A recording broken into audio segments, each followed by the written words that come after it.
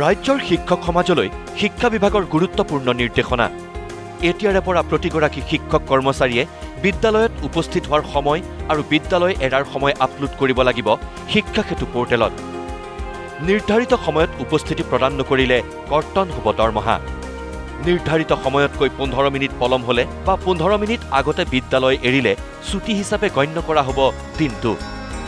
এমাহত দুবাৰতকৈ বেছি দিন নিৰ্দেশনা অমান্য কৰিলে শিক্ষা বিভাগে সেই শিক্ষক বা কৰ্মচাৰীজনৰ বিৰুদ্ধে গ্ৰহণ কৰিব বিভাগীয় ব্যৱস্থা। শিক্ষা বিভাগৰ এই নিৰ্দেশনাৰ পিছতেই ৰাজ্যজুৰি শিক্ষক সমাজৰ প্ৰতিক্ৰিয়া। এই নিৰ্দেশনাৰ বিষয়ে কোনগৰাকী শিক্ষাগুৰুৱে কি ক'লে তাকে জানিবলৈ প্ৰথমেই আহিছো শিৱসাগৰলৈ।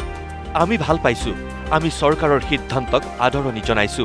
আমি চৰকাৰক সকলো ক্ষেত্ৰত সহায় কৰিব লাগে। কাইলৈৰ পৰা আৰু যত্ন কৰিম যাতে সকলো সুকলমে সমাধা হয়। শিক্ষা বিভাগৰ নিৰ্দেশনাক আদৰণি জনাই এই মন্তব্য শিৱসাগৰৰ শিক্ষাগুৰুৰ। এই নিয়মখিনি বেয়া পাবলৈ কিবা কাৰণ আছে বুলি মনে ভাবোঁ। আমি ভাল পাইছোঁ, আমি চৰকাৰক আদৰণি জনাইছোঁ। চৰকাৰে দিয়া যিটো নিৰ্দেশ আমাক যি কাৰণে নিযুক্তি দিছে আমাৰ শিক্ষা সেৱা আগবঢ়াবৰ কাৰণে, গতিকে আমিও চৰকাৰক এই ক্ষেত্ৰত সকলো ক্ষেত্ৰত সহযোগ কৰিব লাগে। আমিতো কৰি আছোঁ সদায়। কালিলৈ পৰা আৰু যত্ন কৰিম যাতে এই ব্যৱস্থাটো শিক্ষা এপছটোত ভালদৰে কামখিনি কৰিব পাৰি। নিয়ম নমনা শিক্ষকক চিনাক্ত কৰি চৰকাৰে উচিত ব্যৱস্থা লওক। চৰকাৰৰ এনেকুৱা প্ৰশংসনীয় পদক্ষেপক সদায় আদৰণি জনাম, ক'লে নগাঁৱৰ শিক্ষক সমাজে। পদক্ষেপটো প্ৰশংসনীয়। ক'ৰবাত হয়তো 2-এজন শিক্ষক তেনেকুৱা ওলাব পাৰে, আৰু সেইসকলক চৰকাৰে চিনাক্তকৰণ কৰি উচিতভাৱে পদক্ষেপ ল'লে আৰু ভাল হয় বুলি মই ভাবোঁ। আমি এগৰাকী HM হিচাপে তেনেকুৱা কঠিন কিছুমান নীতি নিয়ম থাকিলে আমাৰ কাৰণে অলপ সুবিধা হয় স্কুল এখন পৰিচালনা কৰাত। গতিকে আমি আদৰণি জনাইছোঁ।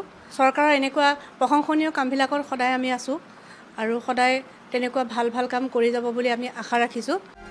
তেজপুৰৰ শিক্ষকৰ মন্তব্য, নিৰ্দেশনাটো ভাল, কিন্তু সমস্যাটো হ'ল কাৰিকৰী। সেইকাৰণে 10-5 মিনিট পলম হয়। আমি শিক্ষা বিভাগৰ যি এইটো পদক্ষেপ এইটো আদৰণি জনাইছোঁ। ইন টাইমটো আমি আজি যোৱাটো শিক্ষাবৰ্ষৰ পৰাই আমি দি আহিছোঁ। এতিয়া কথা হ'ল কি, তাত নতুনকৈ সংযোজন কৰিছে আউট টাইমটো। যিহেতু আমি ইন টাইম আৰু আউট টাইম দিবই লাগিব, গতিকে যিটো এপছত আমি দিওঁ সেই এপছটোৰ যথেষ্ট বিসংগতি আছে। আমি চৰকাৰক আহ্বান জনাম যাতে তেওঁলোকে যিটো আমাৰ এপছ, যিটো শিক্ষা সেতু এপছ, সেইটো যাতে আৰু অলপ মডিফাইড কৰক, আৰু অলপ অত্যাধুনিক কৰক। শিক্ষা বিভাগৰ নিৰ্দেশনাক আদৰণি কাজিৰঙাৰ শিক্ষকৰো। পিছে তেওঁলোকে ব্যৱহাৰ কৰা এপছৰ হেনো বিসংগতি আছে। সেইকাৰণে শিক্ষা বিভাগলৈ আহ্বান, অত্যাধুনিক কৰক শিক্ষা সেতু এপছ। নিৰ্দেশনাটো ভাল আৰু চবেই ফ'ল' কৰিলে বহুত ভাল হ'ব।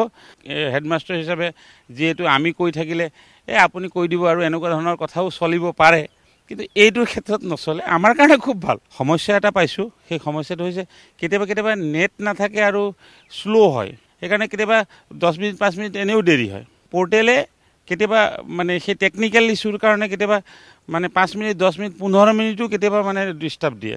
Bureau report, news live.